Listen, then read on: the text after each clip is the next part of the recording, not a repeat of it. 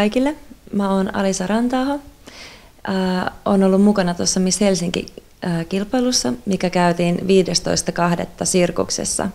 Meillä oli parin kuukauden mittainen missikiertue siinä takana, mutta itse finaalissa kävi ihan kivasti. Tulin 3. mutta kaikista parasta siinä päivässä oli se, että ensimmäistä kertaa valittiin lehdistön suosikkityttö ja mä voitin sen. Muutin Suomeen, kun olin 4.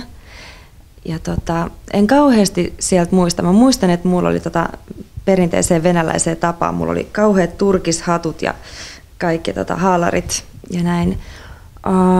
Jonkin verran on pitänyt yhteyttä siellä asuvia sukulaisia ja pienenä siellä kävinkin pari kertaa. Nyt olisi pakko kyllä mennä uudestaan sinne syntysijoille. Mutta mä oon todella ylpeä mun venäläisistä juurista. Todella ylpeä. Ja viime vuonna mä olin Martina Aito-lehdellä työharjoittelussa markkinointiassarina.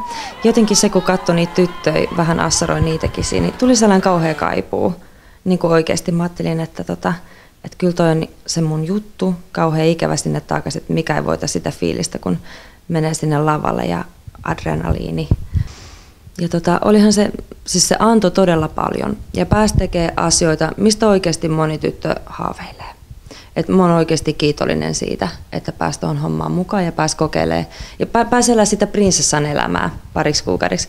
Se oli myös vähän raskasta henkisesti, eli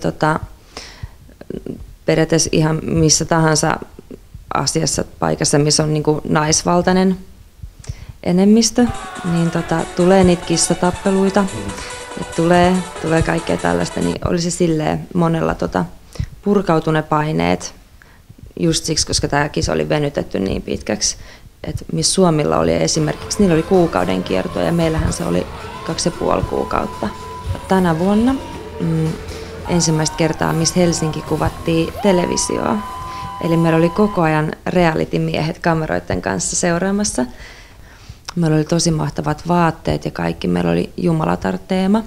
Se oli kaikki vaan, se oli tosi kauniisti ja hyvin toteutettu.